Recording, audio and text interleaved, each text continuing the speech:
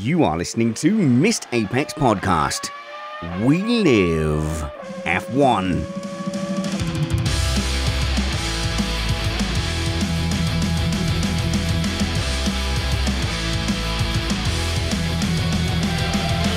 Welcome to Missed Apex Podcast. I'm your host, Richard Reddy, but my friends call me Spanners. So, let's be friends. Today, we're continuing our series of off-season specialist shows by putting ourselves in the driver's seat. We're going to explore the skills required to become the fleshy interface between the seat and the steering wheel. And we can do stuff like this because no one's stopping us, because we're an independent, Patreon-supported podcast produced in the podcasting shed with the kind permission of our better halves. We aim to bring you a race review before your Monday morning commute.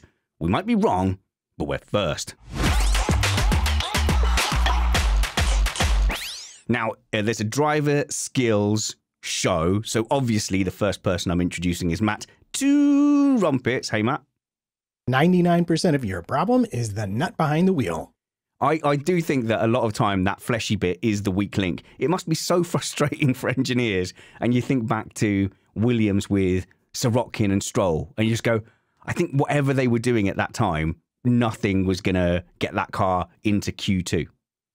Yeah, well, it is the ultimate battle between the driver in the car and the engineers who think they know what the car should be doing at every second. And yeah, I guess we're going to hear from the other side today. Yes, from the driver side of that argument, we have race car driver man and test driver Bradley Phil. I was going to say Phil Bradpot because that's your new YouTube channel with your streaming, but it's Phil Bradpot. Hey, Phil. No, Brad Philpot. What's going on? Spanners, I'm disappointed you didn't say all of that in Spanish, first of all, because I've become accustomed to listening to you recite perfect Spanish. But I'm also here to agree that I think the driver, the fleshy bit, is normally the problem, actually.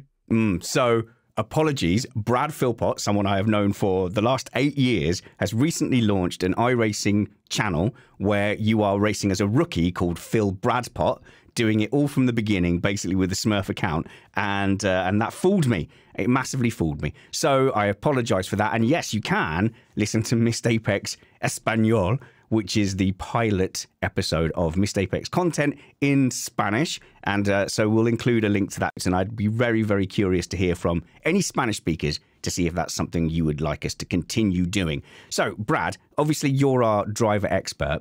I'm going to go into some depth towards the end of the show because we're going to meet the panel. And we've not done a meet the panel with you over the winter. But why should anyone listen to you talking about driving, Brad? This is the bit where I get to tell you some credentials. Yeah. Lay it all out. Okay, people should listen to me primarily not because of all the racing that I've done, which I'll maybe touch upon, but because I really care and have always really cared about why drivers do certain things and how they can be better. It's why I've spent most of my adult life as a driver coach or racing instructor, teaching people how to go faster and how, not just how to go faster, but why you do certain things, and really having to delve deep into the psyche of drivers of all abilities and figure out why people do certain things and how you can make sure that you do it the best possible way, and explain that to people to hopefully make it stick in their minds and help them continue getting quicker. Which is very handy because you're also promoting a new coaching service, which we'll definitely plug. But I've had a lot of coaching from you, and I've had it on the sim, but I've also had it most usefully when you were in my ear on a radio at the side of a go-kart track. And it's incredible how much you can just shave off seconds off a lap time of an ordinary person like me going around, because you were literally going, well, hang on, why aren't you using all the track? I went, oh, I am. I'm using all the track. And you're like, no, you're a meter away from where the actual apex point is. Yeah, so obviously it's easier when there's low-hanging fruit like that. It's the slower or the less experienced the driver, obviously, the much easier this task becomes. And it becomes a lot more nuanced and complicated and complex when you're talking about a driver who's already very, very good. But yeah, you can really help people. Sometimes just even with a very good driver, having an outside perspective and to not have quite as much skin in the game as the driver themselves and have the reflective overview of the situation can help you. Or alternatively, you could be sat next to someone who's making obvious mistakes that you can just tell them immediately and fix it, or even grab the steering wheel, which I've had to do on literally thousands of occasions over the years to simply put the car where it needs to go. Because sometimes it's no amount of saying all the way to the left, no further to the left, no amount of that can do it. And if you just grab the wheel and put the car there and go all the way here, you'll get oh, I didn't know you meant all the way to the left. I want to defend myself slightly, because that particular apex I was talking about, you wanted me to be basically all the way on the grass with just my outside wheels remaining, and the rest of the cart was on the curb and then a little bit of grass. And I always say to you, like, Brad, I can't go any further right. That's the grass. And you just went, yeah, but that's your inside wheels. It doesn't matter. And that even like that basic driving concept just shocked me. And from then on, I was like, oh yeah, okay. If I'm in a corner and I'm tight right-hand lock, only my left wheels matter. Yep, precisely. I'm glad that stuck with you. Yeah. I'm really glad that's the thing that you've remembered, because that was a few years ago now. It was. You said to me, it doesn't matter. It could be ice. That's what you said to me. And I went, oh, okay. Yeah, I mean, that's a relatively basic driving concept, but yeah, your outside wheels in a particular corner are doing the vast majority of the work. So you can get away with a bit of grass or a lot of grass. It might be a problem for you to initially not realize how little someone like me or someone like Matt, who's come into racing post 50 years old, just how little we know.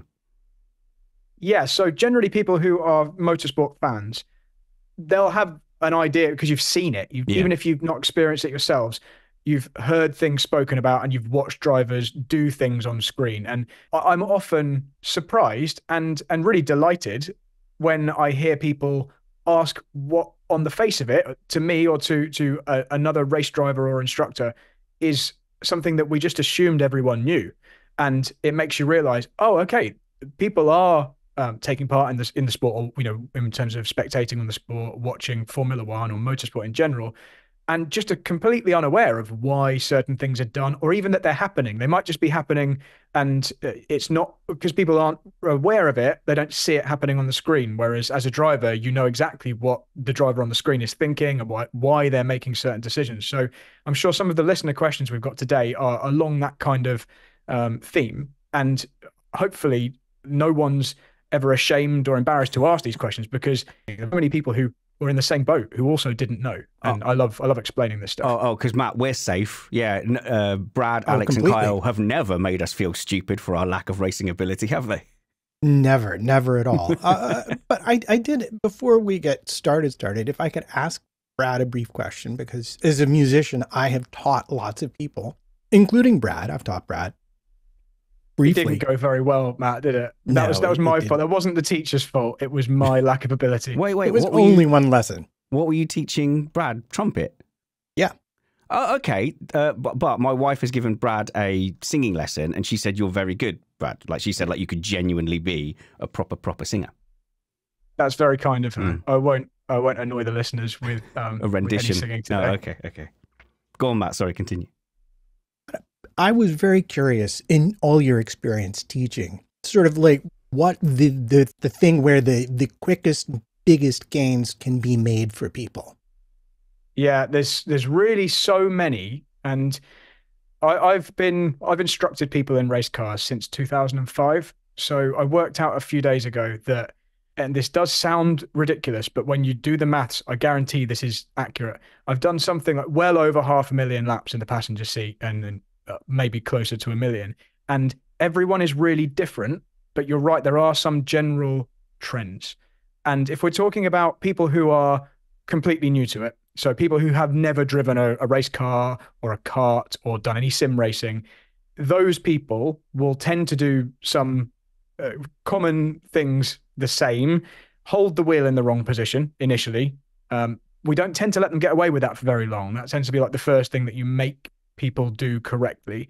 But it's amazing how not obvious it is for a normal non-race driver person that holding the steering wheel in the correct place is really important. Knowing which way the wheels are pointed is really important, because they've probably driven on the road for 20 or 30 years and never once had any real accurate idea of where the wheels are pointed. They just shuffle the wheel around and feed it, and the car goes roughly where they want it to go.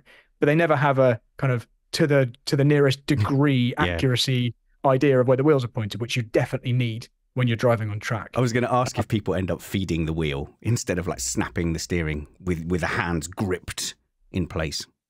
Yeah, they do, but not for very long if they're sat next to me, because I won't stop banging on about it until they do it, because it's actually quite funny. Initially, if you're on a track day, say someone's first track day in their road car, they might have a little hot hatch or a sports car that they're taking on track for the first time. They think it's negotiable. And yeah, I might listen to him. He'll probably shut up about it in a minute, but it's not. It is literally the number one most important thing when you're starting out.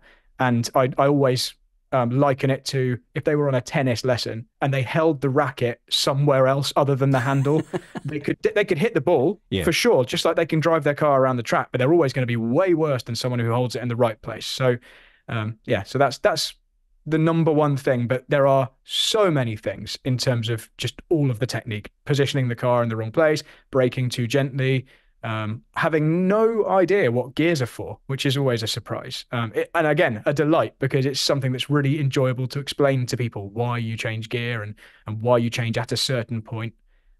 But yeah, I can go into any one of these things and probably spend 20 minutes talking about them. My favorite thing that you've ever told me about instructing is that you have a button on the instructor side, a pedal that I would have thought you would be able to brake for them, but in fact you have a pedal that releases their brake.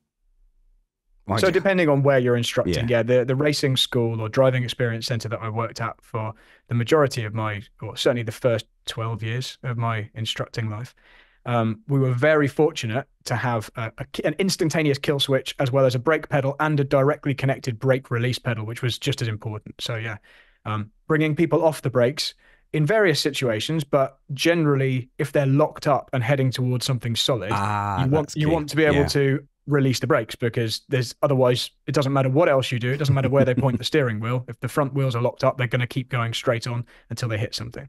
Yes, but obviously like, a lot of people will hit the brakes a lot earlier than they're supposed to, and then you can nag them and say, no, keep going full pelt towards the corner. I had a little bit of an opposite thing the other day. Me and my son went karting, and we don't need to talk about the timetable.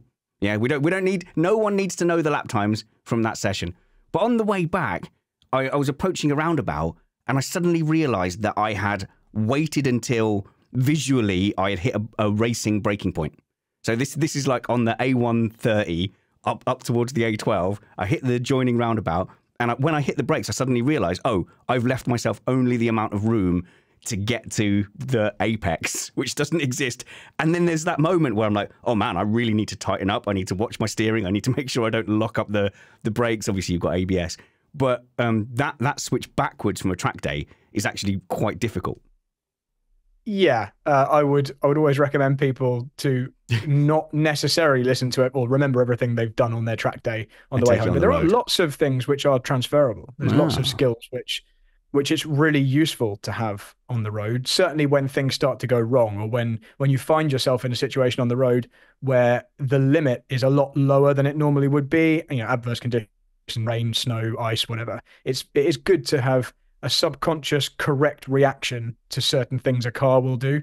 And so yeah, I think it's, as long as you know you're not racing when you're on the road, then you're giving yourself, having additional skills, track skills is going to give you a wider safety window on the road too. Well, I made the roundabout and successfully joined the A12 without killing me and my son. So we've got some F1 type driving technique things to go into. First, we have some listener questions, Brad. Which one of the listener questions caught your eye? So I'm a bit biased here, but I think we should go for this one so we definitely don't miss it out. Sure. Because Adam Snell is my friend, and I saw he'd sent a question in, and he'll be absolutely gutted if I don't respond to that one. And I haven't responded privately, so I've saved the answer for the show. Hello, Adam. So Adam was asking what the difference between dirty air and a slipstream was. Yeah, that's a great question, because I honestly think that a lot of times the commentary doesn't quite get this, because it's going, oh, brilliant, he's got the toe, he's right behind him, and they don't really sort of explain why it's good sometimes and bad other times. So it's the different, why is a toe good, but then being so close in dirty air is bad? And in that case, if one's bad and one's good, do they cancel each other out? So essentially, dirty air and a slipstream are both different ways of talking about the hole in the air punched by the car in front. And in some situations, it's a bad thing to have that hole punched in the air. For example, you're in a downforce dependent racing car following closely behind another car in a corner where you want maximum downforce. That hole in the air in front of you is a negative because it's taking away some of your downforce. If the car in front of you is pushing the air away from you, effectively making a bit of a vacuum, and the air's hitting, I'm just pulling these figures out of thin air, but the air hits their front wing at 100 miles per hour, but then it only hits your front wing at, say, 70 miles per hour because they've pushed some of the air out of the way. You're not getting the benefit of the full 100 miles per hour worth of downforce, which would be from the air flowing over your downforce generating surfaces. So in that case, we call it dirty air because it's bad, it's dirty, we don't like it. But that exact same hole that's punched by that exact same car on the following straight suddenly turns into a good thing because that hole in the air is reducing the drag. You don't need any downforce on the straight and therefore helps you close up to them and it becomes a slipstream. So it's ways of referring to the same hole in the air, but at different times and for different reasons. And that dirty air becomes much less of a problem and much less of something you'd talk about in a non-downforce reliant racing series, something like a touring car series or a championship or karting, for example, where there's really no downforce acting at all on your vehicle. So the hole punched in the air is just always a slipstream. And then the negative thing becomes they're kind of just in the way a bit and you can't necessarily see your turning point, braking point, apex as clearly. That's then the only negative. Hopefully that was a simple enough way of putting it. So basically, to put it in TLDR type terms, if you're on a straight, it's a slipstream. If you're in a braking zone or a corner, it's dirty air. Yeah. So in F1, exactly. it's a real issue because no matter how much you close up, and that issue is kind of taken away a little bit because you get DRS if you're within a second anyway, you almost always foul in the corners in Formula One.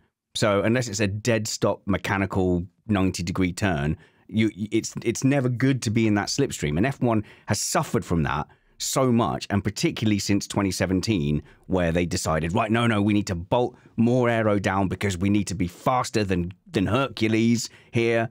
And so, from that point on, the passing became nearly impossible.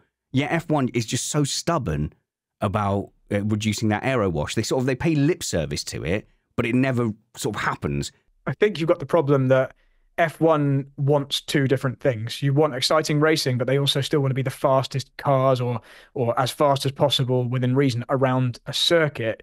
And you can't be that unless you've got significant downforce, because a different series that maybe doesn't care as much about overtaking will just have more downforce than you, and even with significantly less powerful engines will just still be quicker around a track than you.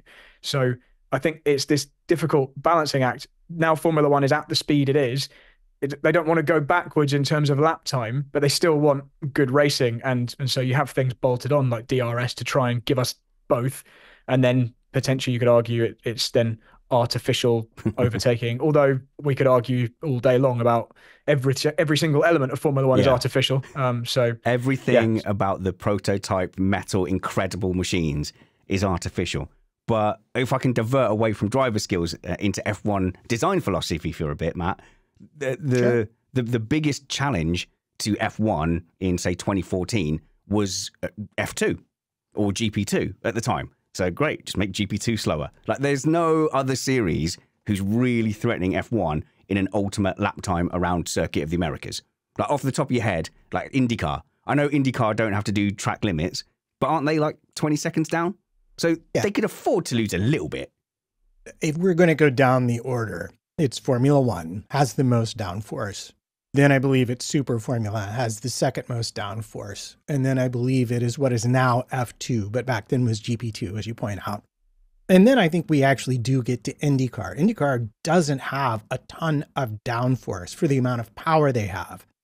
And that is a choice they've made. They still have enough downforce that you get toes, and dirty air is a problem. It's just much less of a problem for the driver. Yeah, sorry, just that's my little bugbear that I keep, as an F1 fan, just keep, banging my head against a brick wall. We constantly talk about being able to follow, and this is the core issue that Adam is hitting upon here, which is that you can't really have that high downforce without creating the dirty air, or can you? Is there a magic solution where you have both? It's certainly what they've been trying to do, isn't it, with the underfloor downforce, which then brings its own problems. But Matt can probably go into that better than I can. So they're reducing outwash, isn't it? But then the teams, we know for a fact, I don't think this is controversial, that teams will deliberately try and make their outwash so that it creates dirty air for the cars behind. And I'm not sure that's something that everyone's fully aware of, but cars do that deliberately. Teams want to create dirty air for the car behind. Well, following that philosophy makes the car faster. The end result of doing what they're doing, what you see with them shaping the outwash to clean the front wheels and to make less of the wake ingested and dirty further down the car, winds up putting more turbulence behind the car. The new set of aero regulations we went to was meant to solve that. And I think if you look at the racing we had, you would see that they'd actually done a pretty good job.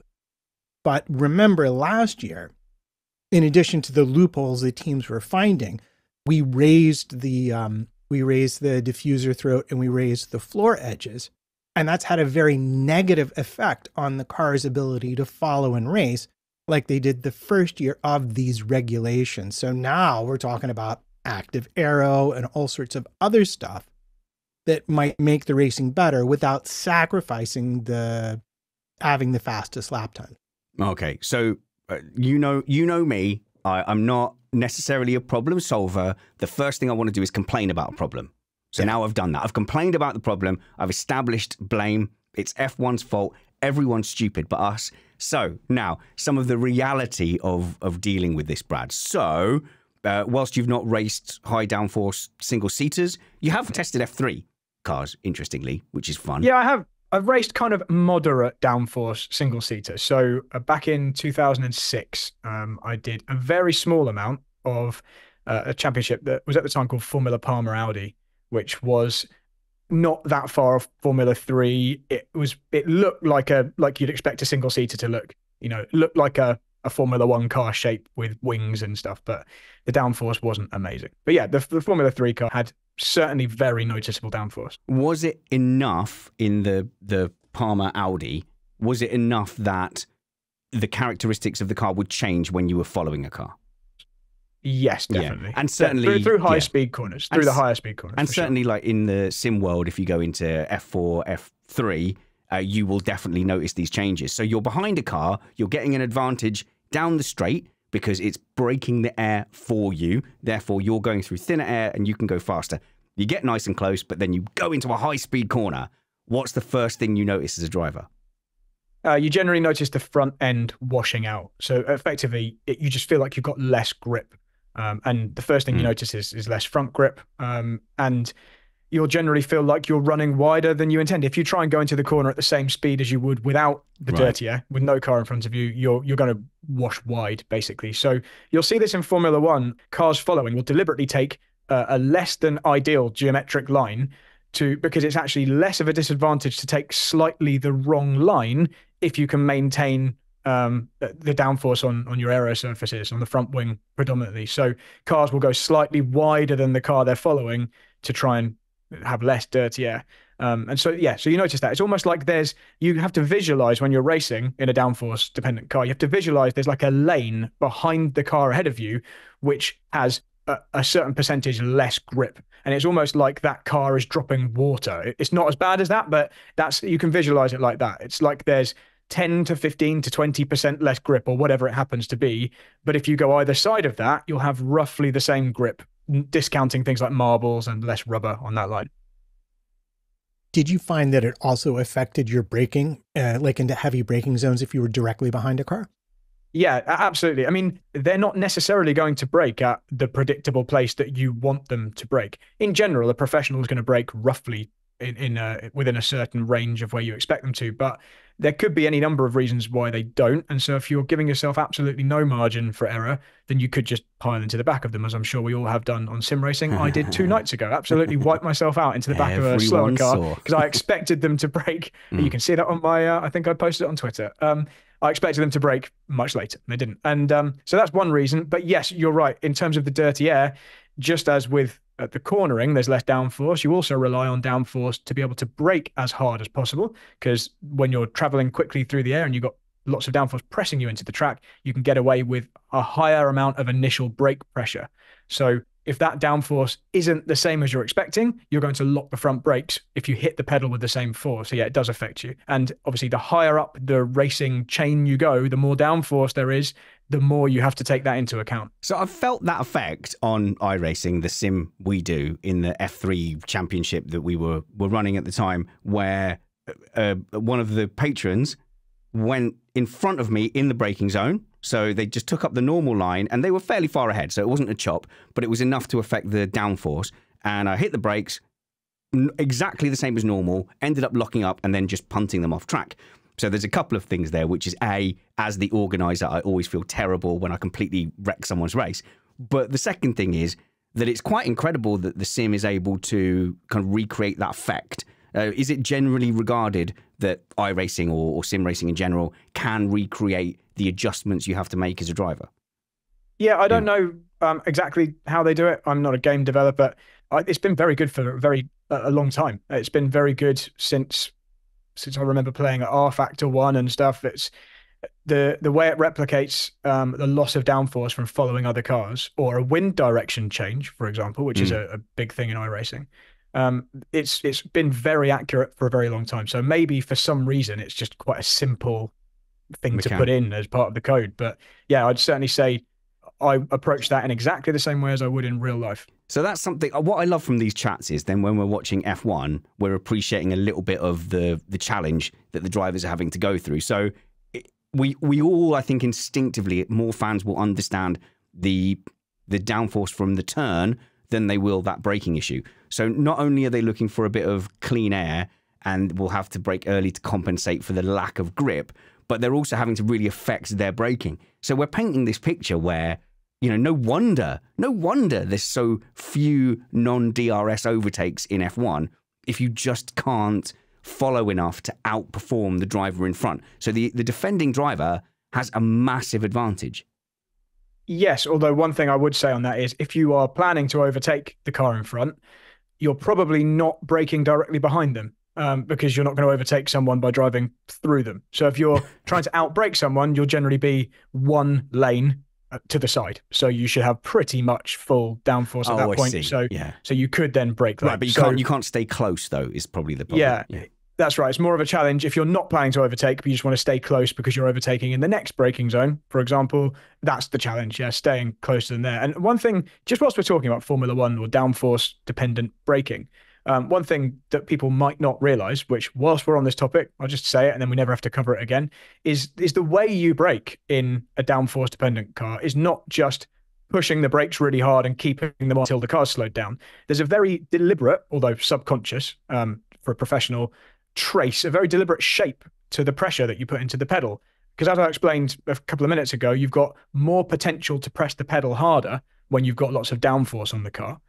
And that means when you're traveling quickly. But obviously, the moment you start braking, that level of downforce is changing. It's going down. It's like the graph of your speed is dropping away and the downforce is also dropping away. So you can't keep the same pressure on the pedal all the way through the braking zone, or it will just lock. Yeah, if you applied the same pressure all the way through the braking zone, first of all, you'd stop too soon if you could keep that pressure on, but you can't because you don't have as much grip the slower the car goes, and so you have to brake hard and then release the pedal immediately. It's your foot's pressure on the pedal is effectively mirroring the change in speed, and so as the car's slowing down, you're aware of that and you're bleeding off the pressure. And is there any change in what they're feeling through the brake pedal? So this is another one of the things that, you know, I've learned the most from you in karting is getting to the point where the brake pressure grips the tyre enough to overcome its traction on the ground. Therefore, you lock up and you're skidding along like you're rubbing an eraser along the track. You want to be just at that point, but just before it. So just before the lock point, and then feeling that out in the car. And I think that's a skill that maybe a lot of race fans just don't realize, is that the driver is constantly feeling for that point. So there's no ABS, there's no anti-lock systems on Formula One cars or go-karts. So, you know, that's a very specific skill. When you feel like you've locked it, can you rescue that quickly, and can you feel when you're a long way from the lock point, or is it just a case of I just hit that pedal until I feel the lock, and you're living on the edge of it? Yeah, so let's tie this into one of the questions, because Tim McGrath asks, are there any driving skills that translate from day-to-day road driving to racing or vice versa? And this is probably one of the main ones. If you're driving a car without ABS is the caveat.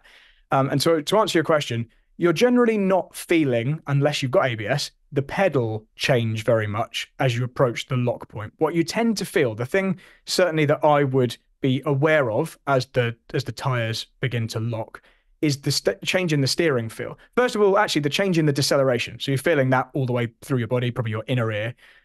So you're decelerating at a certain rate. And when the tires lock, or even if one of them locks, you stop decelerating quite at that rate. So you sense that in general, but through your contact with the car, through your hands and your feet, the thing you should notice straight away is the steering wheel will tend to go, it'll suddenly just feel a little bit light. It goes from feeling like it's got some weight, although I appreciate we're driving in a straight line here, but generally it's going to be locking up as you approach the phase where you're starting to turn in.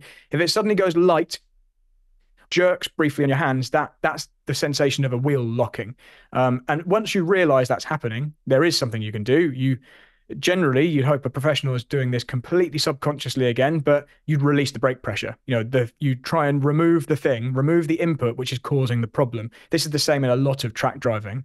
And this is the way I explain it to lots of people when something's going wrong, or if they haven't saved something and they want to save it next time, is the way to fix a certain problem is generally to remove the problem, remove the thing causing the problem. At this point, it's too much brake pressure is causing the problem. So releasing the brakes allows the tire to unlock, the wheel will rotate again. And the moment the wheel's rotating, you've got your steering back or the ability to decelerate again. And that does transfer to road driving, because sometimes you may be driving a car that doesn't have ABS. Maybe it's an older car. Maybe it's just a cheaper car. Sometimes I think there are still cars you can buy that don't have ABS. And so that's a very good thing. Cadence braking is the technical term. And that just basically means sensing that you've locked up a wheel, releasing the brakes, and then reapplying the brakes to continue your deceleration. So yeah, hopefully that makes sense. Yeah, it does. So when you mentioned cadence braking, I remember specifically seeing, I think it was Bottas, lock up. And then how does that work exactly? If you're in a situation where you need to use it, how do you do that? You simply come off the brakes and reapply. It's as simple as that. You try and do it in the same way that an ABS system would, which is with the shortest intervals between your release and reapplication as possible. Ideally, you come off and you reapply and it doesn't lock up again, in which case that's fine. You're probably going to stay on the track. But if you've really misjudged it, or something has caused you to lock up in a big way, say the situation has changed, someone has pulled in front of you and it's forcing you to stop much earlier than you expect, maybe there's oil or water or something down, or you hit the marbles, and so the amount of braking that you require, the amount of deceleration, is vastly different to what's achievable with the grip level at your disposal. In that case, you might end up having to do it a lot of times in that one braking zone, which would be brake, release, brake, release, brake, release, and then trying to cut down the frequency. So it's just like an ABS system, which is doing it faster than a human could. Human BS. No, wait, no. I was going to say, when you said someone pulled in front of you, it totally made me think of Ricciardo and Verstappen in Baku, where Verstappen pulled in front of Ricciardo and smash-a-roonied him. Yeah, and in that situation, there was no time for him to do cadence braking. It was just brake as hard as you can, and the situation, it was clear that he was about to hit the car in front, so no amount of cadence braking was stopping. And so where else does your natural inquisitiveness lead us in the listener questions, Brad? I actually really like all of these questions. Brilliant. And I just want to say one thing. For anyone who's sent a question in that we don't get to, feel free to just direct message me on Twitter or wherever, because I'm a massive geek and I actually just really love answering this stuff. And I'm sure we can't get to all of them. We've got one from John M about setups. I don't know whether you want to get into... Yeah, we can do a little bit, because that comes up so much as a topic. Setup is something that we don't really hear about until it's gone wrong. So Lewis Hamilton a lot will go, yeah, wrong setup. Is it a go-to excuse for a driver to go, oh, no, I'm not bad today. I've just got the setup wrong? It's convenient, but also probably normally the truth. The setup's so vital, especially in a more complex car like a Formula One car. You could quite easily take the most dominant car of all time and with some very basic changes to things like ride height, tire pressures, downforce levels, make it a horrible car to drive and make it much slower than the worst car on the grid. So there's quite a big scope within your setup window to make the car better or much, much worse. I think I've got a start point. One thing we hear a lot is balance. So they talk about, oh, no, the balance of the car was wrong. Yes. So drivers are looking for a certain ideal when they talk about balance. They want the car to react in a certain way. And it definitely depends on the driver. And we've got a piece in our show notes here about the varying driving styles of Max Verstappen and Lewis Hamilton by Mark Hughes. And it's quite an interesting read. I actually tend to think it's pretty accurate what he said there. Oh, it's so good. I don't even know if this is recent, but I just came across it. And I don't think it was an article. I think he just randomly responded to someone on a Reddit post. Yeah. And like, in fact, this would be, I'd love to see Brad just pick that apart, actually. I think that's a pretty good place to start. Yeah. So essentially, to boil down what this article says, Noble is, sorry, hang on, is this, no, it was Mark Hughes, sorry, and it was a Reddit reply rather than an article. Okay. So Mark Hughes is basically saying that Max Verstappen prefers, and we're talking very fine margins here. It's not really something you could see particularly visually watching the cars react on track. It's really something you'd need to be looking at data and going into the detail to see.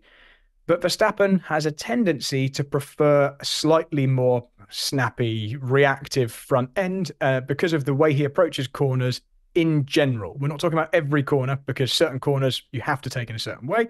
But as a general rule, Max tends to turn in very slightly earlier than some other drivers, brake slightly earlier, and then later in the middle of the corner, have a car that's set up that reacts on those and the rear rotates at that point in a way that other drivers feel a bit more uncomfortable with. They don't like that level of rear movement at that phase in the corner. And this is obviously we're really making this as basic as possible. Sorry, Spanners, go for it. No, there is something that stuck with me from karting, and this was in indoor karting where there's a little bit less grip, and something that I passed on to my son as well, which is at the end of the corner, at the end of the braking phase, obviously you brake very hard into the corner, and then as you start turning, you've still got a little bit of brake on, but you release that, and the thing you said to me was, okay, you don't need to worry about the brake now because you're turned, your front wheels are turned into the hairpin. Your tyres are now the brake. So I think what Mark Hughes was driving at was in that last phase, he's using the tyres not being straight to be the last bit of the slowdown phase. And therefore, when he gets back on the power, he's already rotating because his brakes, which are his tyres, are essentially turning for him. It was something along those lines.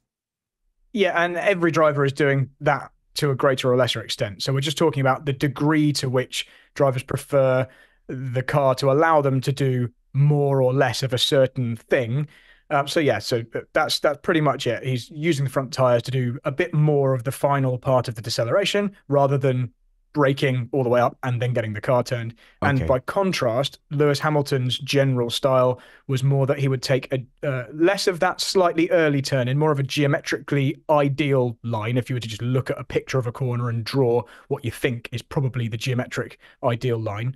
And that then asks a bit more of the rear stability. It means that at the point you get the car turned in, you need the rear to be a little bit more stuck to the floor because otherwise you're asking more of it by doing that technique. But what it will do is lead these two slightly different driving styles down different setup paths because you need the car to be set up differently for each of those things. And what Hughes said at the end of that post was essentially a car set up by Verstappen, Hamilton would think didn't have enough rear grip, and a car set up by Hamilton, Verstappen would think, oh, this doesn't turn enough when I need it to. It's got too much rear grip.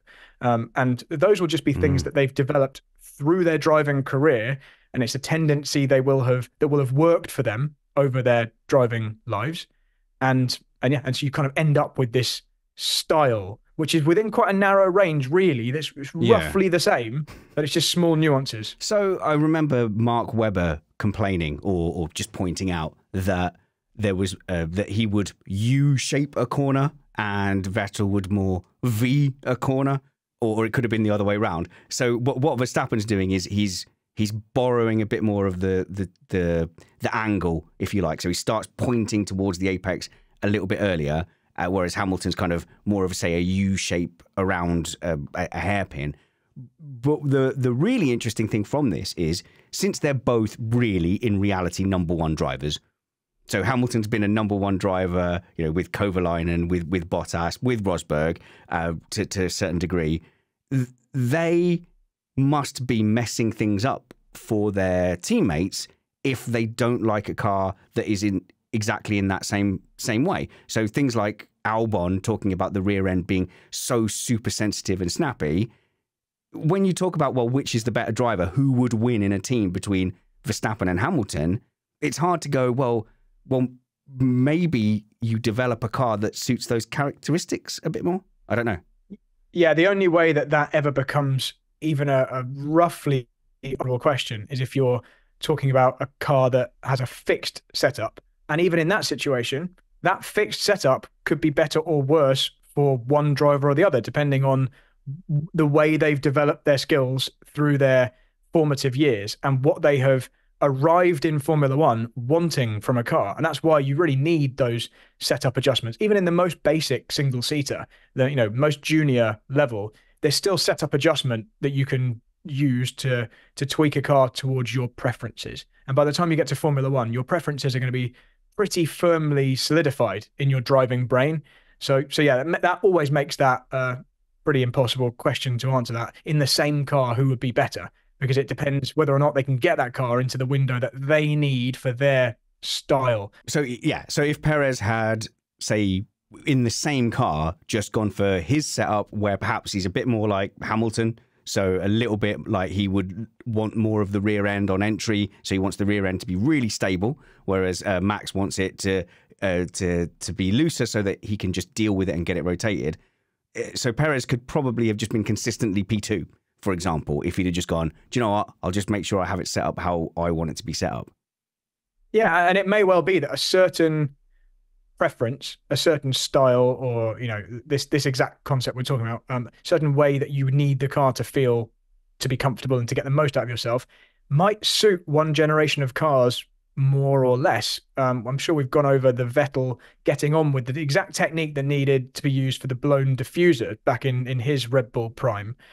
Yet when the formula changed and the cars didn't need that style, or the way that he needed the car, or the way he liked the car to be driven there, was no longer a key strength of his. So it does really depend. And if the formula develops away from how it was when you started, or if it was good for you when it started and develops away, that could really be something there's nothing you can do about. I think maybe Ricciardo could be someone that you could point to. Weber, Raikkonen as well, like especially with the tyres. So the tyres definitely went away from Weber. And there was a brief moment in 2013 where they stiffen Matt the tyre wall, and then suddenly Weber could lean on it.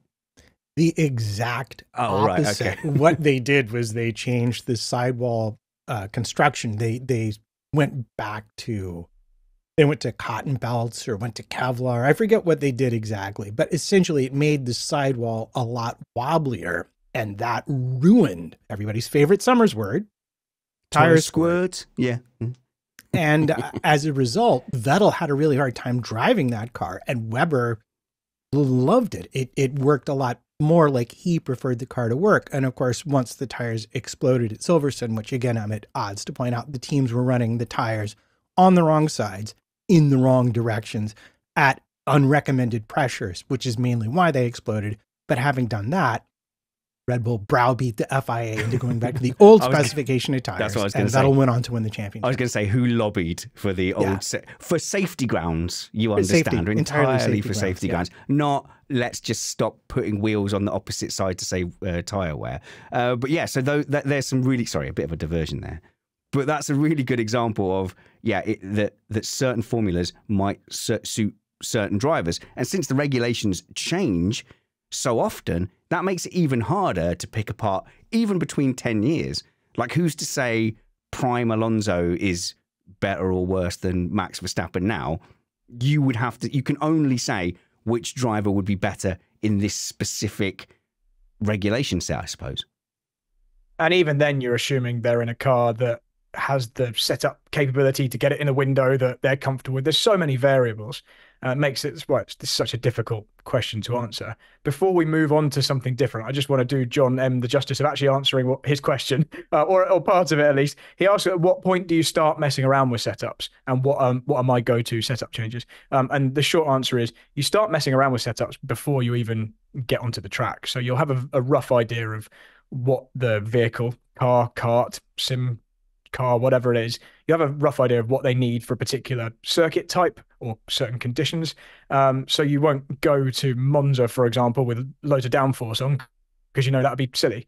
But really, from the first time you drive on track, you're not driving completely the wrong lines, especially if you know the track. Even if you don't know the track, within a couple of laps, you're going to be roughly on, a very good approximation of what the eventual ideal lines and braking points and gears, all that kind of thing are going to be.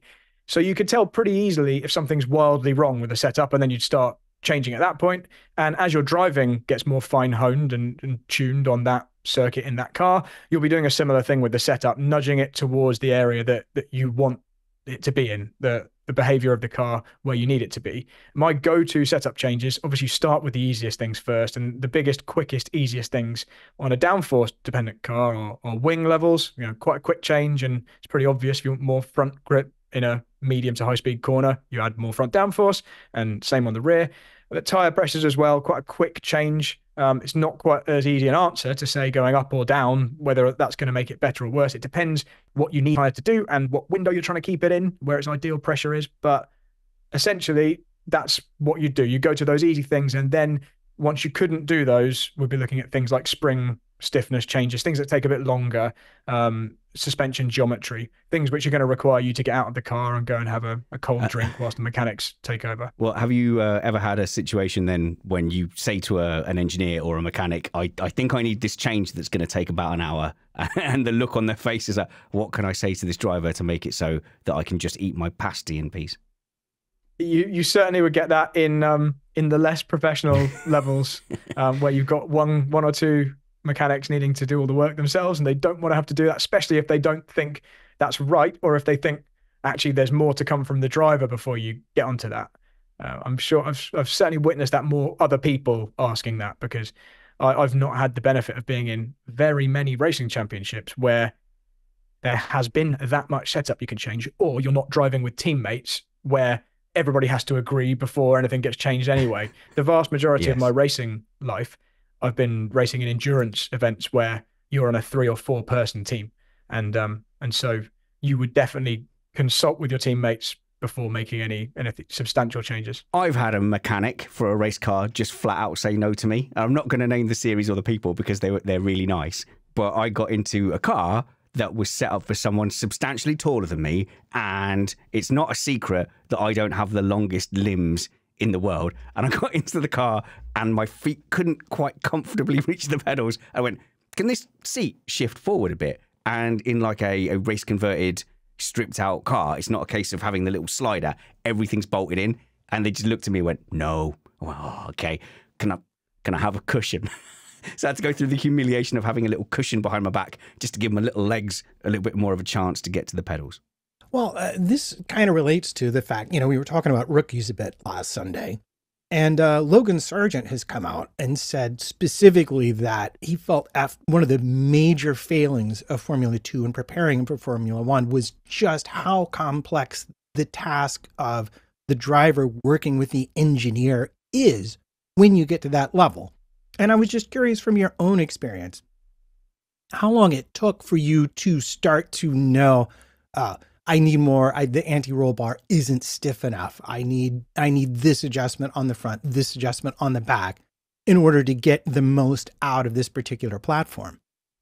Yeah. So generally, you kind of rely on good communicative engineers in your formative years to help you out with that kind of thing, and to help suggest changes that will let you get a feel for how the car changes its behavior when you make that change. So if you've never changed an anti-roll bar stiffness level, for example, in your junior career, you're not going to have any idea really how it feels when you get into a Formula 1 car, and therefore you won't probably suggest that as a change. And the further you get up the ladder, obviously, the more complex the setup adjustment tends to become. And it's no secret that I've not really personally raced in series where you do a lot of that. You just don't. Most of my experience in terms of setup changes is simulator driving, because it's a very, very quick change. But obviously, you're not necessarily getting the exact same feel that you would from that change in real life. But what you do certainly learn is the concepts. You have a rough idea that making something stiffer, making one corner or one axle, front or rear of the car, stiffer or softer, will have a certain effect on the car. But quite often, definitely the majority of cars I've raced, you get in it and you drive it how it is, and you are only really allowed to make very basic changes because I'm in for one race, and or it's just a more basic vehicle that doesn't really need that kind of change. So this is all part of my mission to prove that doing sim racing is basically the same as being a real race car driver. But in our community of sim racing, we do notice that the guys like yourself, like Danny, who have been out on the road in real single-seater race cars, when there's something wrong with, say, the official setup that we are setting up for everyone else, they're very good at going, oh, if you put the roll bar setting it here, or if you set the rear suspension like that, it will make it more drivable, or it will make it better for the faster guys, or whatever. Kyle's actually very good at that as well. So it feels like that does translate into the sim world. Definitely. I mean, sitting here right now, if you said, for example, I've got oversteer on throttle out of the slow corners, I have a menu of options in my mind of things that I would go to immediately to change. So you wouldn't necessarily fix it straight away. The cause might be something different, but you've certainly got this kind of, like I say, a menu of options to change. I'd say, okay, maybe we could lower the rear ride height. We could, obviously there's things you could do in terms of the driving, but if we're just talking purely about setup, we could give it some more rear toe in. These are things which tend to stabilize the rear end of the car. And then we could go into the driving side, because there's a lot you could do on the driving side to cure those problems. And it may well be that that's the problem. But if you were assuming that you're driving it perfectly, if we're talking about, or close to perfect, if we're talking about a professional driver where the problem probably is the setup, or the way to find time is the setup, we've got some options straight away, because the basics tend to be the same. Okay, here's a question that you won't know the answer to, but I'm going to insist that you guess. So, George Russell and Lewis Hamilton, on any given weekend, there's a car that has a potential of a certain lap time. How much will the broad range of changes that they might choose make a difference? Are we talking about finding a second? Are we talking about tenths of a second? If Hamilton's faster than Russell one weekend, how often would we say, oh, that's down to a setup choice that we made? So just how big a factor are these setup choices? Yeah, obviously it's impossible to say for sure. Guess. But when you're talking about Formula One, some setup factors could impact, Matt will love this, impact whether or not you've got the tires working, and then you are talking seconds. Yes. If you assume the tires are pretty much in the window all the time and it's more of a general setup thing, then you're talking many tenths potentially between an ideal setup and something that's kind of okay but not quite right. So, we're talking massive, in Formula One terms, that's massive performance differences. However, within a team, you generally expect both sides of the garage to be privy to the information on the other side of the garage. So they'd see in the data quite quickly in which areas that one driver was losing out to the other one. And if that was setup related and there was a clear setup discrepancy between the two, you could probably find that issue quite quickly. So I doubt there's many weekends where you end the weekend with drivers on wildly different setups and one has just been slow all weekend and sticking with it. You probably generally work your way towards something roughly equivalent. Well, one of the things that I would like to ask about is, it seems to me, looking at Formula One, and this is from you as a driver and still talking about setups, it seems like there is always sort of an inherent compromise between being fast on a single lap and preserving tires for a whole race. And that seems, especially preserving the tires for the whole race, seems to be a real skill in current Formula One. Yeah, so if we move away from the setup side of that, in terms of driving, obviously there's lots of things that a driver can do to either extract pace right now over one lap, get a fast lap, or make a gain in the short term, or try and extend the life of the tires primarily and have more of a consistent level of pace throughout the rest of the race, rather than it being peaky and then falling away from them. And generally, and all of these things we're having to generalize because we're not talking about any one specific situation. We're kind of just pointing to a general thing. You're talking about treating the tires more nicely, putting less energy into them, and being smooth with the controls on a real kind of surface level. That's what you need to do as a driver to make tires last, or make anything last. But the tires are the thing that are changing the most over the course of a race stint. So what that means is not ask to. We can start getting into grip circles, but then we're almost in just a lesson. So I'll spare you that. But effectively, a tire lessons are fine. A tire can only do a certain amount of work, and that can be in a number of directions. But if you're asking it to, say, for example, turn in a tight corner, it can only do that at a certain speed. It can't have it at an angle. You're turning through a corner and there's obviously some yaw. You can't have it do that and also ask for the maximum possible acceleration out of a corner, because it's already using up a lot of its potential with the lateral force. If you then introduce the throttle and you're asking for the tire to propel you forwards, you're going to have a lot less potential to do that than you would if you were going in a straight line.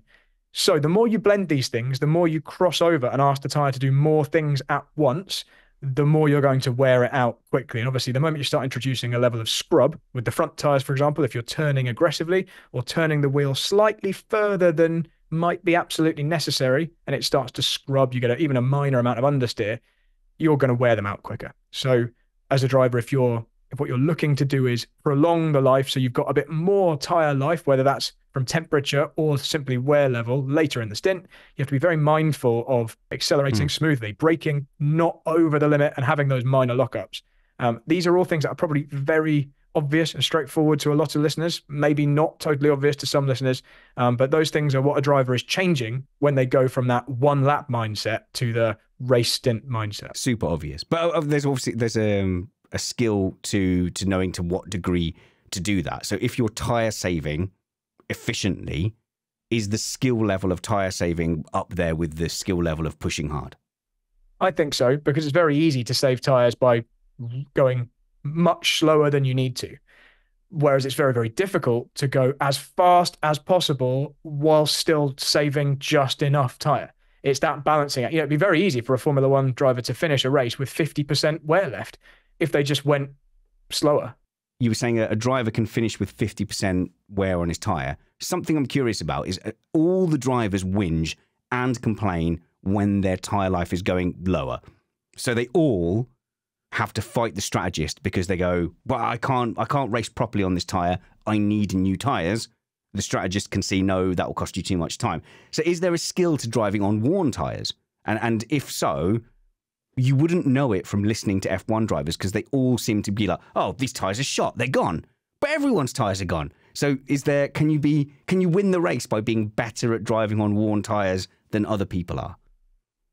That's going to really depend completely on what the lap time delta is on a given set of worn tyres to a slightly less worn set, because it could be that there's just no avoiding the fact when a particular tyre gets to a certain wear level, and sometimes it's temperature rather than wear, but let's just talk about wear for the moment.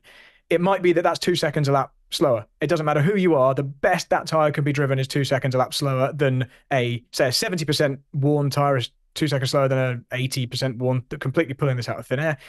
In which case, it doesn't matter how good you are. You're better off on a fresh set because you're going to be losing too much time over the rest of the stint or whatever it is. But if we're assuming there isn't that much delta between them, or it's a very gradual, progressive drop-off, then yeah, the skill is essentially trying not to excessively wear them even more, because once tyre becomes a bit more slippery, it's very easy to spiral into allowing it to slide, and then it gets worse and worse, overheating and excessive wear, because we already mentioned when it's sliding, it wears very, very fast. So refraining or restraining yourself from allowing it to do that, getting frustrated and just letting it understeer a bunch into a corner, or giving it too much gas on the exit and having a load of oversteer. Just because you can cope with it doesn't mean that it's fast, and maybe you're going to really kill those tires much quicker. So it's more, the skill then is probably more restraint and the judgment again, judging exactly how much you can get out of the tire without making it even worse. But yeah, that's really, the answer could go either way. Depends what the time delta is. Well, the big example for this, when I'm thinking about the difference in drivers, is Hamilton versus Bottas. So when they were in the same car and you looked at them at the end of stint 1, and there seemed to be a huge difference in drop off. So Bottas was fast enough to qualify well, and occasionally he'd be, start well, and he'd be ahead of Hamilton. And Hamilton did this kind of stalking thing where they sat in pattern, and then you'd see towards the end of the stint, if you're watching the live timings, you'd see the whole grid's lap times start to go down. And at that point, that's when Hamilton was able to kind of pounce. So, what was the difference? Was he just managing his tyres better so he was saving it, or was he better at driving at the lower wear points? But that was a pattern that happened over and over again, to the point now, if I'm watching Hamilton in a battle with anyone, I'm always looking towards the end of a stint. So if it's a track where the tyres aren't going off, I know Hamilton doesn't have that advantage. When it's a high wear track and he's behind cars towards the end of the stint, I start to get confident. Yeah, that's a fascinating question. I suspect the answer is more the former thing you suggested. Not that Hamilton's better at driving on worn tyres than Bottas, more that the way he's driven them up to that point means that there is more tyre life available at the time where it isn't available for the Bottas in this situation. So it's possible for two drivers to drive the exact same lap times for 15 laps, but one of them is driving that lap time in a way that isn't asking as much of the tyres because they're finding the lap time in other ways. Maybe Hamilton, again, I'm just making this up, but maybe Hamilton is braking later, but when he's doing that braking later, he's doing it in a straight line. So Bottas is braking with a little bit more steering angle, or he's crossing over a bit more. They're achieving the same lap time whilst the tyres are at a similar early stage of wear. But once they get more worn, and once you get further into the stint, Hamilton has more remaining. He's used 5% less tread or something like that. So that's what I suspect. And then you see this lap time differential later in the stint. I suspect it's that he's got more life left because of the way he's treated them. And there's definitely an art to doing that. And it depends on the tyre and it depends on the car. One thing that I really want to ask you about, because I know you have driven race cars in actual races, is when we talk about the tires, I know there's physical degradation, I know there's thermal degradation, and I also know that the amount of tread you have left affects your ability to keep the tire in the quote unquote window. So maybe you could start by explaining what the window is and work backwards through those. Well, I'm absolutely stunned Spanners is allowing this amount of tyre chat, but I'll entertain it until he. Hang on, I've got the tyre whisperer on, Matt Trumpets, who's renowned for his love of tyres and an actual tyre test driver. So I really have no choice. I think the peasants will revolt if I was to stop this. Okay, so the window is the point at which the tyre is performing optimally. You've got a good level of grip. It's not dropping away quickly. And you're getting the amount of front end and rear end grip that you want and expect. And on a given set of tyres, it's quite easy to be in that window for a brief period of time. Let's say a qualifying lap. For most tyres, Formula One tyres are quite specific in that they fall away very quickly compared to maybe the first or second lap. But you can keep the tyre in that window, even if you push it really hard, for a lap or 2 laps, say. But most tyres will then tend to lose performance from then on. If it's that early in a stint, it's probably not the amount of tread remaining. It's normally that they're overheating because you're pushing them too hard. So to keep them in the window, the answer is to not push them too hard. It's to treat them slightly more gently, accept the fact that you're going to have a slight lap time loss initially, but the average lap over the whole stint, depending how long that is going to be better than it would be if you went out really hard at the beginning and then the tyres fell away at the end. This is something I've got a lot of experience with in endurance racing because you're having to make tyres last not just one stint. You might have inherited a set of tyres that's already done 2 stints in your teammates' hands, and they might have known that they weren't going to have to see them through to the end. So your teammate might have taken a bit more out of them than they would have done had they known they had a triple stint, not just a single stint, for example. Bastard. And then their lap times look really good to the team boss, and then you get in on the old tires, and they go, "Oh no, I was really nice then." But anyway, if you know you've got a long time, that does sound like a real story in there somewhere. It's not a particular story. I think it's just happened to me loads. I'm sure I've been on both sides of that fence. Okay. Yeah, that wasn't a victim story. That was a Ted Bundy of tire wear story. I remember very clearly, this is a specific example, Nürburgring 24 Hours in 2013, and the race had been extremely varied in terms of conditions, normally wet. And I inherited a set of very used wet tyres for essentially a dry stint towards the end of the race, because the way it worked out, either we didn't have enough tyres left, or it would have just cost too much time to do another stop because of how close to the end of the race we were. So I had to try and keep these tyres these wet tyres, which are designed for much colder, wetter conditions, in the window, in the dry. And it basically just involves under driving, because although I'm having to brake really early here, I'm having to turn in really gently, not cross over my braking and my steering, or my acceleration and my steering, particularly in a front wheel drive car like I was in here. That if I don't do those things, I'm going to lose, instead of 5 seconds a lap or 15 or whatever it is on the Nordschleife, I'm going to lose 2 minutes a lap. The reason I bring up that example is because with wet tyres, what you really feel if you're driving wet tyres in the dry, anyone who's done this on circuit in a kart or a race car will know that if you drive wet tyres in dry conditions in a very short period of time, it literally feels like you're driving on jelly. And I use the word literally with its correct meaning there. It feels like jelly is underneath you. Every steering input you apply, nothing happens for ages. And then when it does, the whole vehicle kind of lurches the other way, and you never quite know how much of your rotation is because the tire is squishing, but the actual tread is still in the same place on the asphalt, and the vehicle's just kind of moving on this squishy bed that it's got, or whether you're actually sliding. And it's a horrible position to be in, because you don't want to correct a slide that isn't happening, but your car is at an angle, and so it feels like you should be correcting it. And anyway, you want to avoid that. All right.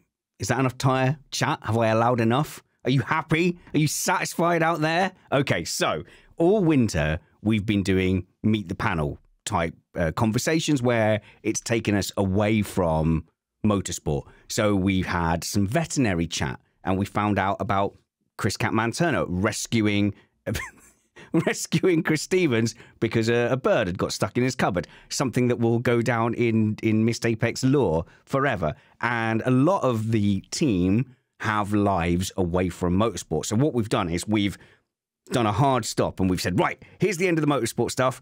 I want you to now meet the panel. But because it's Brad and he's got so much racing experience, there's one listener question which overlaps and merges together this driver skills topic and meeting the panel.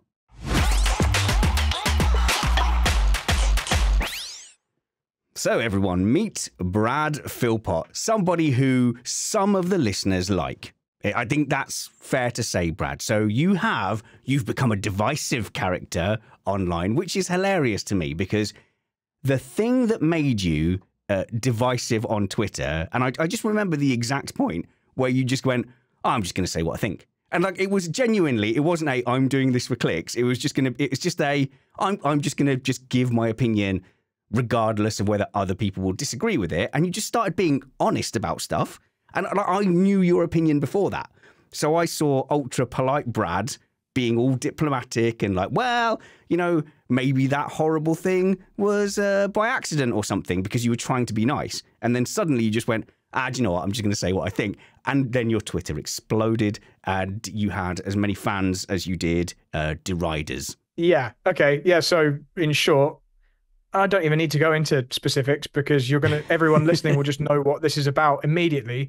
I've always, through my entire fan life, watching Formula One, and I've watched Formula One since I was a very young child. I think my first season of really paying attention was maybe 1996, but I was certainly aware of it before that. You sweet summer child. I know, you're much older, but that was the first year. So I would have been 11 when I obviously watched it before because I was racing go-karts before that, but I just knew more from that point. I probably you're aware. Was a proper fan at that point, reading Autosport every week and really absorbing all the information. Anyway, from my whole fan life, I've been pretty impartial. I had preferences for certain drivers. I also didn't like Michael Schumacher in his heyday because of things he had done. I didn't like his Adelaide 94 move. That was very cynical and essentially cheating. I didn't like that. I didn't like the other times that Schumacher did naughty things, like Jerez 97, when he clearly turned in on Villeneuve and was disqualified from the championship for it. And back in those days, deliberately turning in on someone gave you a disqualification. And then we arrived at the 2021 season, where what I saw in front of me was essentially one driver being allowed to drive in a way which I'd always known as illegal, deliberately essentially causing a crash, or if he didn't cause a crash, it was purely because the other person had driven around the accident and kind of backed out in a way they had no obligation to do. And it happened once, it happened twice, and then it became a clear pattern, and then it became almost codified by the organizers not clamping down on it. And we then got as far as an admitted brake test, and still nothing. And it really irked me, because as much as I'm British, and I'd probably had a preference for British drivers over the years in Formula One, I've always been more a fan of a fair fight and a good fight, and people fighting within the same rules. And suddenly the sport that I loved in front of me was turning into something where it seemed like you could do, or one person or team in particular could do things that had never been allowed, and for them at least was suddenly being allowed. And that made me want to say that on Twitter. And what's hilarious is that you've then, but as a result of that, people go, "Oh, you're such a Hamilton fanboy," assuming that you being, outspoken about some of those actions is driven by you being a Hamilton fan. But you've always basically mocked me and other people when we were being overly hamfosy, because and this is, so from my point of view, I've always seen you just calling your opinion as it is. But the second you go against, say, Verstappen, people assume you're a Hamilton fan, and whenever I say anything against Hamilton because I want more from him because I'm a fan of him, I actually get a lot of hate from Hamilton fans as well. But I think that's just the nature of F1 commentary now, is that unless you're in one camp or the other, you will get othered. You'll get, highlighted as being on the other team. People definitely just haven't seen the times when I've been critical of every driver. Any racing situation, I'm obviously going to make a judgment in my mind watching a racing incident, and I'm always applying the same framework to what you're allowed to do, what the drivers on track in that situation did do, what options were available to them, and therefore whose fault it was. The fact that one driver and team were the subject of so much of my negative analysis in that particular year, and sometimes since, is purely indicative of the fact that they're the ones that were doing it. It's not really fair. Well, I didn't feel it was fair to say I was being biased against that particular driver. It was purely the things that were happening on track that year. But anyway, so I hate defending you, because in our personal relationship as friends, you and I argue a lot. So, but what I like about arguing with you is that there's very few arguments, except veganism. Most of our arguments will have a raging row, and then one of us will just, move towards the other, or we'll meet in the middle. So I do like the fact that, I do see you as a critical thinker, but I would rather win that argument. So I have no motivation to defend you, but I believe if we painted all the cars white, so you couldn't tell which driver and which car was which, I honestly, genuinely believe that you would come to exactly the same conclusions. So I now have defended you, so I can ask a slightly rude question. So Steve H asks a question which isn't about you, but I'm going to make it about you. Is it possible to get good at sim racing as a washed-out 30-something, or am I doomed forever to lose to the youths? So Matt obviously has a stake in this. Doomed. Absolutely doomed. Because Matt didn't start doing anything until 50. So Matt's a really good example of that. I didn't start... Later. Was it later? Later than... It was later, into 50s. So you drove a go-kart for the first time at, 54, I think, actually? Yeah. Thinking, yeah. And me thinking I was good at karting because I was a stag do hero, I didn't get to apply any driver skills properly until into my mid-30s as well. From your point of view, Brad, when I first met you, 8 years ago? I think, what were you, 30? And you were Nordschleife class champion. You had the world at your fingertips. There was still a chance that you could be progressing up the sports car ladder, whereas now you're nearer 40. And that is the exact age range that we see F1 drivers often start to just drop off that very elite level. So my question is, as a 38-year-old, 38, 37, 38-year-old, as a 38-year-old, are you washed? Do you feel it? Do you feel that difference in age? So you're certainly right that the older I get, the faster I was. Right, there you go. Which is a common aging race driver phrase. It's difficult to say because I'm not getting to race the same things as I was when I was younger. You certainly feel like things are harder in terms of being motivated to put the practice in. When you've achieved certain things, I'm not saying I don't have like the most glittering career ever, but if you'd asked 12-year-old Brad if he'd be happy with some of the cool things I've got to do, now I'm a lot older, I think I probably would have taken it. Yeah, it's harder to be motivated to care about the smaller things. So I see people who in the past I would have regarded as not so much of a threat in terms of driving, but they might not have had the championship success or won certain things that I've been fortunate enough to do or win. And so they still care enough to put the practice in to get the results. And I feel a little bit more of like I'm quite chilled about it. I'll practice as much as I need, or I'll do as much fitness as I need to get to like a basic level, and I'm happy with that. That would change very quickly if I fell into a lot of money and suddenly had enough money to race anything I wanted. And I think suddenly the motivation would be back because there'd be the opportunity to race at a higher level than I had done, or in championships that I actually really care about, that I'd want to be on top form for. But as it stands, I'm doing some pretty kind of low level kart racing, just because it's enjoyable, and sim racing like the rest of you guys. And so, yeah, it's difficult to tell where that line is. Am I declining, or do I not care as much? Or is it just simply I'm racing in different stuff so you can't tell? To answer the question from our listener, I would say, can you get good at any sport when you're past a certain age if you're starting from scratch? And probably the answer is it depends what level you're looking to get to. I've seen, and it also depends what competition you're entering. I don't think anyone is going to get to an elite level of any sport when they're past a certain age. Obviously, the more physical the sport, the more difficult it becomes, but motorsport isn't that physical. Compared to high-level physical sports. Yeah, unless you're doing Excel spreadsheets.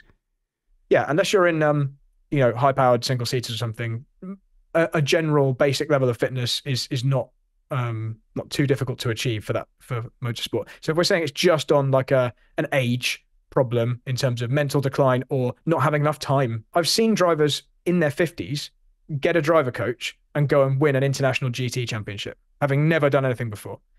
And there's a number of reasons that they're able to do that. First of all, they're the kind of people generally that like they're successful in their business life and they don't need to actually work anymore, and they just spend all their time practicing, get a good simulator, go karting loads of the time, and do tons of track days or test days or whatever in their Ferrari challenge car. And they get a really good co-driver, someone like me who is like their coach and also does half the driving in a team, and then they go and win that championship. Pro-Am series, exactly.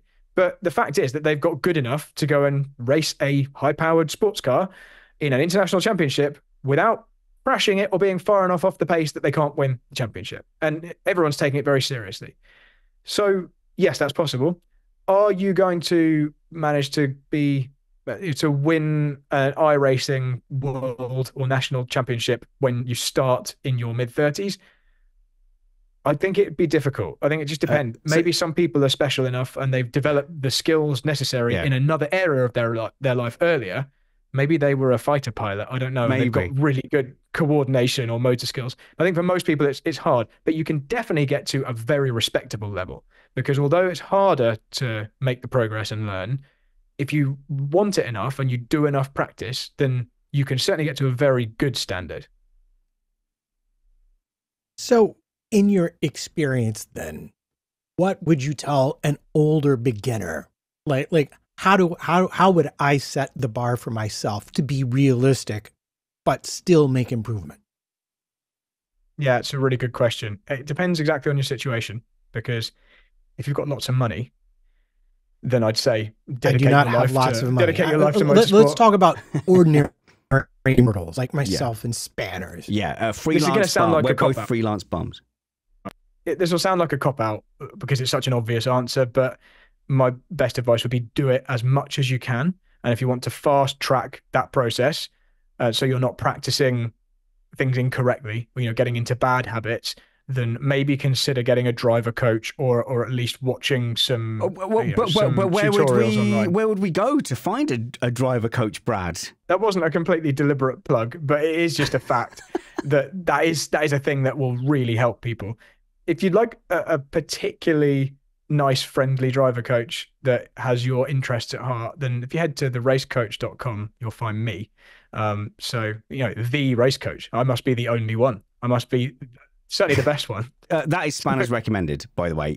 I absolutely guarantee you will not have a bad experience being coached by Brad Philpot. You are very nice. You're very encouraging, and you're very personalized in that you will. Sometimes coaches get a bit involved in their ethos and they go, here's a philosophy and you must learn my mantras. But you are literally looking at a driver and going, you're doing that thing wrong. Let's try doing that. And also, one of the loveliest things is, like, when I get it right, you celebrate, and I genuinely feel from you. You're like, yay, he did the thing that I asked him to do. That is really that's the truth. That's the thing that makes it much easier for me, is that I genuinely love when the person I'm coaching or instructing gets it right. And I've seen it so many times, thousands of times over the decades. Someone suddenly gets a thing, like it suddenly makes sense. Like with the example I gave earlier, where you take the steering wheel and you put them on a different piece of track, and they go, "Oh, okay, I understand why that's now easier to do that or whatever."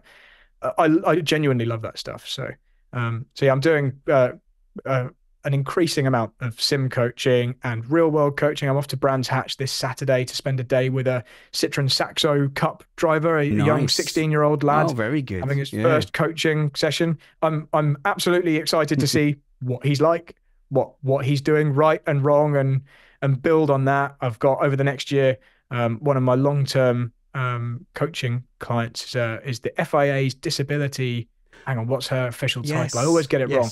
Disability president, something like that. Natalie McGloin, who's a tetraplegic driver who races a Porsche. I've worked with her for a number of years. You helped her with a setup for sim racing. Yeah, we're also doing some sim coaching. Yeah, so Natalie is she's got a lovely simulator at her house, and I'm going to do in-person sim coaching, which is quite novel. Normally it's online. We're going over there to literally sit next to her as if we would in a real car, except with no danger, which is brilliant. And then we'll go and replicate that in real life and do some coaching at her race weekends. Okay, so you can look when they do well. You can look in the show notes for the link to Brad's coaching, which you can absolutely go and purchase. It's a premium service. You will not regret it. Brad, I get a bit of coaching for plugging this, right?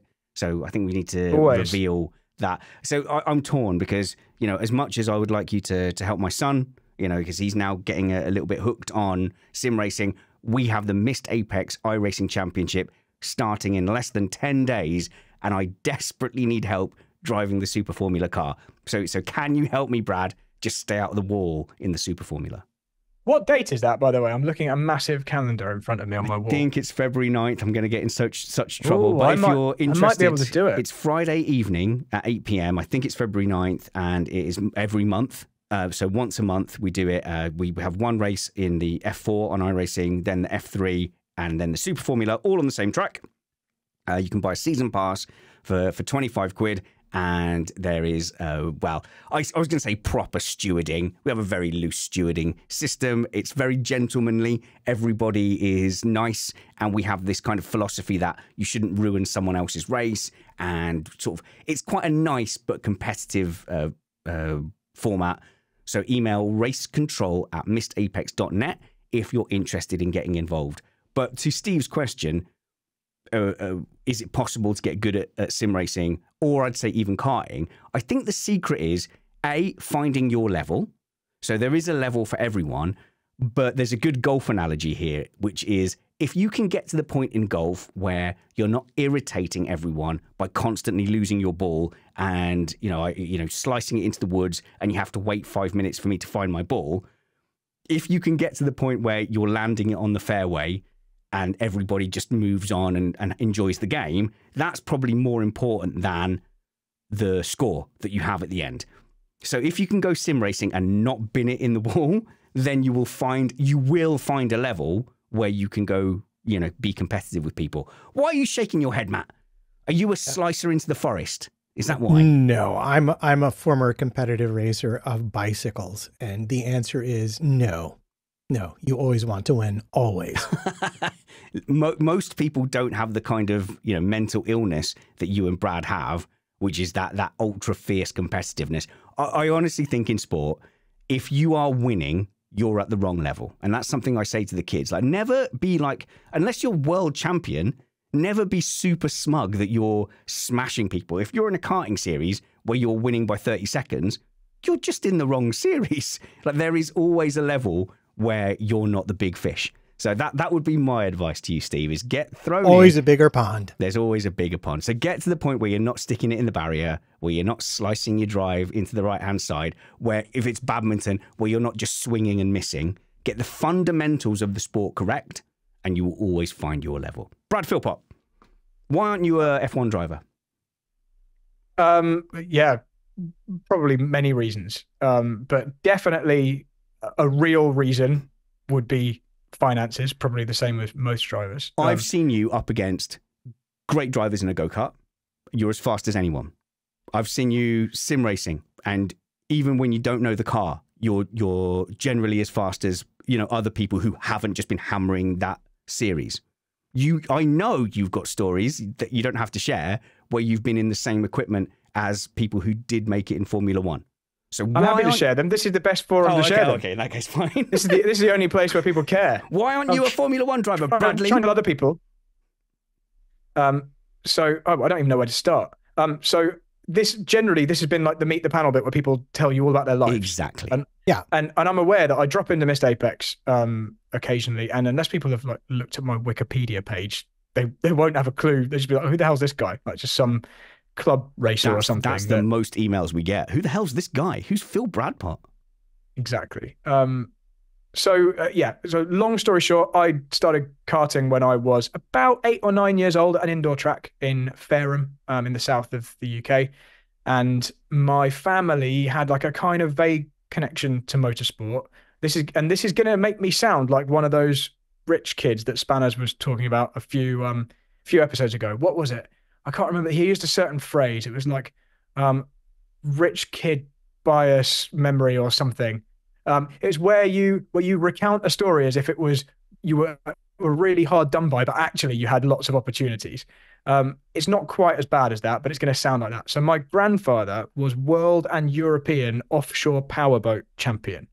And that's because when he was a lot younger, he's deep into his 80s now. When he was a lot younger, he had a very successful coach building company and had lots of money. This is before I was born.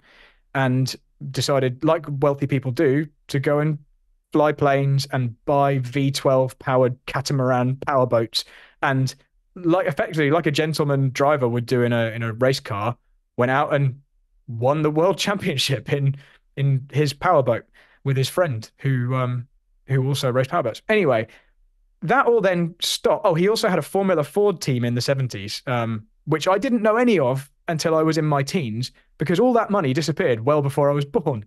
And so I should have had one of these silver spoon, brilliant, rich kid lives, where not only were your family interested in motorsport, but they've got millions of pounds to invest in it because they love you. But unfortunately, the money had all gone. Someone had absolutely made terrible decisions, and I was born into a family that remembered having loads of money but didn't have it anymore. And so I started karting slightly late, and it wasn't anything to do with my mum's side of the family, which is what my granddad's from. It was my stepdad at the time, and that's a whole other story. he was interested in motorsport, and me and my half brother, he just got us to go to a local indoor kart track, and we loved it. And we ended up getting a go-kart cadet kart to do the local championships in, which was kind of the done thing. If you wanted to take it more seriously, you got a kart and you went racing locally. And then the money for that ran out, and I got to 12 years old, and instead of moving into the next category that you do when you're 12, I just stopped, basically. So that's the first part of the story. I love it. Yeah. So I can't remember the phrase I used either, but it was, the rich kid sob story, where actually... It was a really good phrase. It's actually probably harder to be rich. And I think a lot of families suffer from that, which I sort of call the hyacinth bouquet syndrome from... I can't even remember. Keeping Up Appearances from the 90s. So you've got an ancestral feeling that you're rich, but there's no actual money there. So, but even what you're talking about there, which is going karting, that is already socioeconomically, cheap. It's not cheap, and that's already a tier above where I was. And I had the most cruel summer where we were able to enter a couple of endurance karting competitions at the local indoor kart track. There was a 30-second lap with 3 turns in a very small warehouse. And I really got the bug. And I was like, oh my God, this is the most incredible thing. And we just never got to do it again. And my dad's reasoning was, it's £1 a minute. That's not good value. And he did all these other activities that we could do that were less than £1 a minute. So £1 a minute was unacceptable for go-karting. But so even at that level already, just getting to go go-karting in the 90s and early noughties, that's one level. And then you go up to the next level, which is, can you do owner-driver karts, which is obtainable in the motorsport circle. But still, you've got to have at least professional parents at that point to be able to go forward. So we're still talking like incredibly a middle-class pursuit, yet in the motorsport sphere, you are poor street rat scum. Yeah, that's a really good way of putting it, basically. And so as a street rat scum, I got to 12 years old, couldn't afford to go to the next class because you would have had to buy a new kart, a new engine and all that kind of thing. And it was like, oh, well, I hope you enjoyed it whilst you did it. That's great. And so from that point onwards, I became a motorsport fan. That's when I told you, I was really then into Formula One. But what I did do was always go karting at any opportunity to indoor tracks or rental kart tracks. So I took any opportunity to go and do some karting. And then when I got to 18, so fortunately I'd had some formative years, in the important years when you're quite young, I'd absorbed some stuff and then continued caring about it through the years where I didn't get to do it regularly. And then I got to 18 and I could get a credit card and a loan and all these things, which meant that I could just buy my own car and then worry about the money later. So I did that. I got a massive loan. How much? And credit cards. How much? Well, it gets bigger and bigger as we go into more motorsport. But do you initially, mind sharing? So I think initially it was £5,000. And with that, and this is for karting. For karting, yeah. So with that, I bought a very rubbish go-kart. I didn't know what I was buying. It was completely rusty. I got to the track for a test day, wanting to enter it in the race the following day. This is a track called Forest Edge in the south. And I was told, that car's not legal, mate. You can't race that. There's so many things on that are not as per the current rules. You have to cut the chassis and weld it. You were Cool Runnings. Yeah, like that. I didn't have a clue because it had been so many years since I've been involved, and I just wanted a go-kart. I just wanted a go-kart. So I did the practice. I also drove that car around the local roads. I remember overtaking a Ford Fiesta on an A road. Okay, that's crimes. Don't do crimes, kids. Yeah, I remember how good the kart felt going round a roundabout that had a little bit of camber near my house. And this was a 2-stroke TKM. I was like, really cool. I loved it. Didn't care. And then I had to buy another car because obviously that one wasn't legal. So I got a slightly newer one, just got more of a loan. They just kept giving me money. It was brilliant. I went and got a full-time job to try and pay this off. And the only reason for the full-time job was to pay off I was working as an admin assistant in a lorry trailer rental company. But it was purely just to pay off the go-kart stuff. Me and my friend got a little wooden trailer, and we put our two, because he got a loan too, put our little rubbish go-karts on. And we went to some local meetings, and the next major thing that happened to me was I entered a Formula Ford scholarship competition that I saw in Autosport. It was £500, easy. You could easily get a credit card for that. £500. and you went and you had to go and do like a shootout. It was up at a track called Three Sisters in the north of the UK, in Wigan. And if you got through the first round, the second round was free. And if you then won the second round or the third round, you got to race a Formula Ford for a season for free. Oh, you didn't wind up racing IndyCar, because you could have taken that 5,000 pounds and come over here. Yeah, it didn't exist, or I didn't know about that system existing at the time. But anyway, I didn't win the Formula Ford scholarship. I came fourth. But what I did do was become reasonably good friends at the time with the guy who won, who was an instructor at Bedford Autodrome. And he said to me, why don't you come and work at Bedford Autodrome? So I quit my lorry rental company job, moved my whole life up the country from Southampton to Bedford, where I still live now. And this is back in 2005. And I worked as many days as they would give me. Well, first of all, I had to go and do the interview at Bedford Autodrome, which was a whole story in itself. But let's skip that part. I got the job. It was brilliant.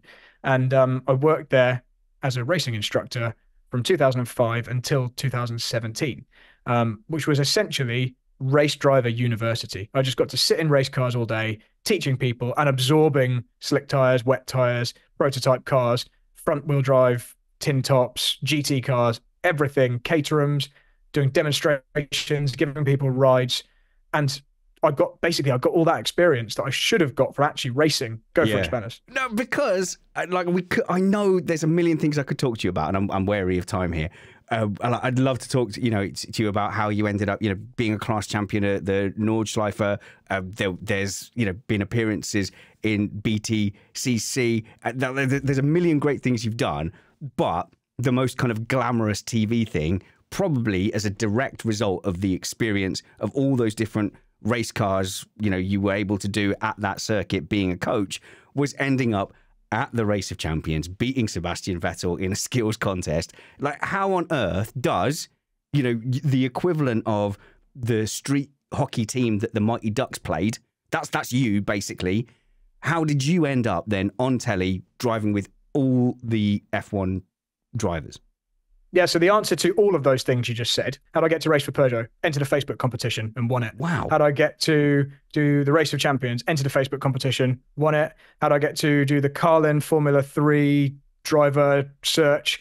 Facebook competition, came second in that one. Didn't win it. I won you the Red Bull kart fight champion in 2011 as well. Red Bull kart fight. That wasn't a Facebook competition, but that was a, like a enter the low level. And then if you get through to the next round, you win more and more, and then it's free at the end. Yep. So that again was like a kind of social media competition. Yeah. The Race of Champions thing was just that. It was a case of enter a video in this online poll on a website, which no longer exists. So you can't go and click it. I remember voting for you in that. Thank you. Enter a video. So you had to edit together a little video of some of your racing exploits. The public would then vote on it. The top 10 would then go into like a kind of more distilled vote. And then if you were in the top 2 at the end of the however long, 1 month or whatever it was of voting, then you got to go to the Race of Champions and do the skills challenge. That then evolved. So I got the most votes on my video. Partly thanks to fake Charlie Whiting at the time on Twitter and Will Buxton, who both promoted it, and that really helped me get a lot of votes. And then I had to go head to head with the guy in second on a lap time challenge thing at the former Olympic Stadium, and I won that. Got to then race in the main Race of Champions because Jorge Lorenzo, a MotoGP rider, had injured himself at a party, and there was suddenly a space available. So I went from just doing this this skills challenge exhibition to then racing in the main competition, going to the after party, hanging out with Massa and Ricciardo and Grosjean and on all the drivers in the Race of Champions, Jenson Button. And I have lots of stories that I can't repeat on here of really interesting things. Fun times, happy fun times. Spoke about, yeah. So. But yeah, anyway, that's how that happened. And like I said, the answer is Facebook competition. So all of the cool stuff I've got to do in my racing life has been from making the most of these stupid dream scenarios that obviously are never going to come off because thousands of people are entering these competitions. The Peugeot thing I did, 400 international race license drivers from the UK. You had to have an international race license. 400 entered, and I somehow won that thing. It was absolutely crazy. And then from that, I ended up doing several years of racing at the Nürburgring. So just trying to make the most of small opportunities, because that's the only way to do it unless you've just got lots of money to do it yourself. And this is the big argument that I have all the time, which is, Lewis Hamilton's, great. Max Verstappen's great.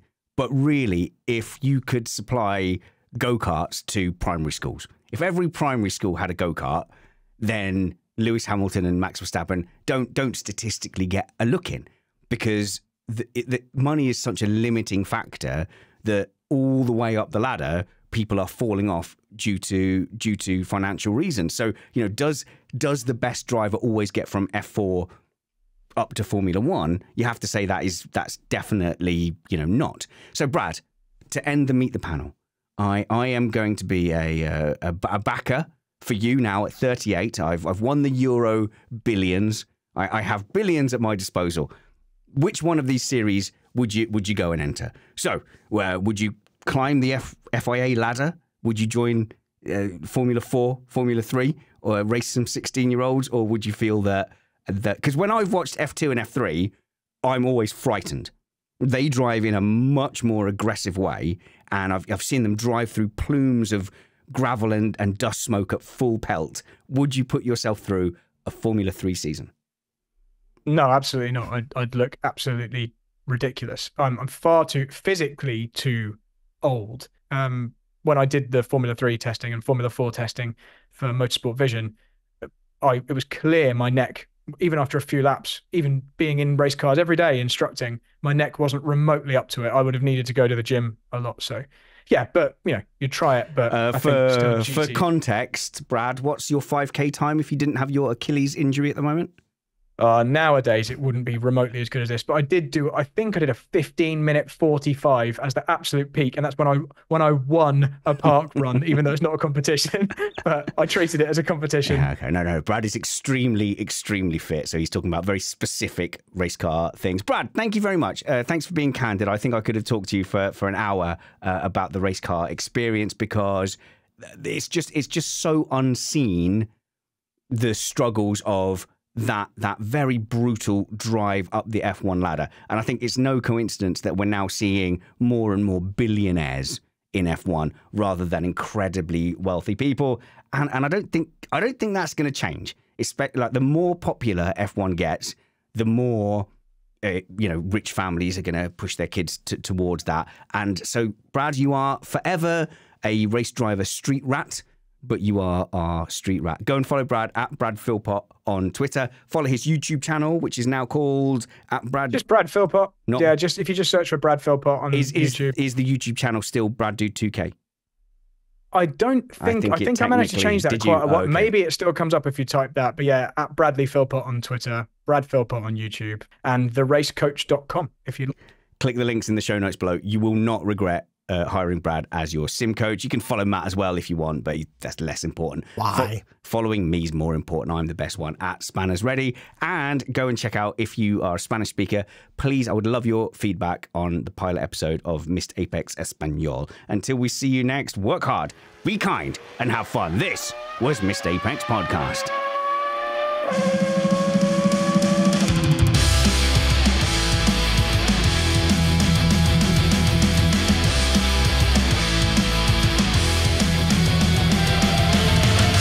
Just as a slight addendum to this episode,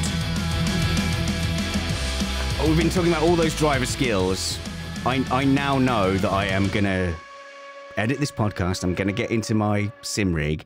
I'm going to be in like the 4th or 5th tier of the Formula 4 races on iRacing. I'm going to get battered, knocked out the way, outpaced. And from feeling like very knowledgeable from listening to this, I'm then going to be humbled instantly by just 20-year-olds from around the world.